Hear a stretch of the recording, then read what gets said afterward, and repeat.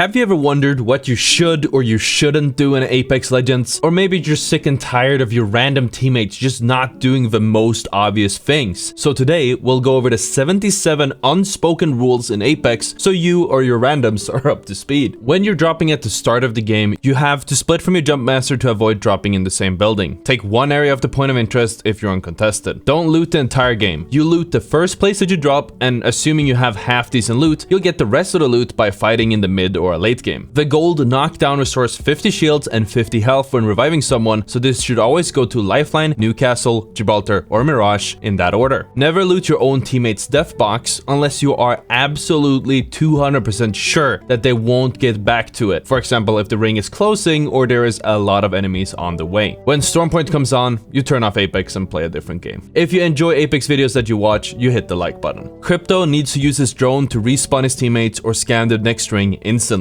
Let the support legend, such as but not limited to Lifeline, Gibraltar, Newcastle, revive after a fight, especially if they have a gold knockdown. You don't need to spam the enemy ping unless your teammates are completely ignoring you. Likewise, don't spam the respawn ping. Your teammates will respawn you when they are able to. Trust me, they definitely haven't forgotten about you. And if anything, you're just making them less likely to actually respawn you. If one teammate is reviving, it's proper courtesy to drop 1 or 2 armors from the enemy's death boxes if the situation allows it. As for teamfight positioning, legends with escape abilities should stay in front, support or grounded legends should stay in the back. If you're on PC or, well, now Xbox as well, you shouldn't use the in-game chat when you're in a pre-mid party, but instead use something like Discord. By the way, check out mine. Discord.gg/Ottr. In the same vein, don't use open mic. Either use push to talk or just don't talk at all. Nobody wants to listen to your TV or your baby crying in the background. Whoever opens the loot pill has the first choice on what's inside of it. If something is dibs, that means that the person should get the item. Respect the dibs. Whoever gets a kill generally has first dibs on whatever items are inside of the death box, but this doesn't mean that kill stealing gives you the right to vacuum up an entire loot box. It just doesn't. If you have first pick, but somebody else in the team hovers over a legend, you should at least consider playing something else, but ultimately you have the first dibs on whatever legend that you want to play. Don't take team fights outside of the ring. Lifeline, drop your drones for your teammates. Lifeline, res me. Lifeline! Res me! Lifeline use! Res!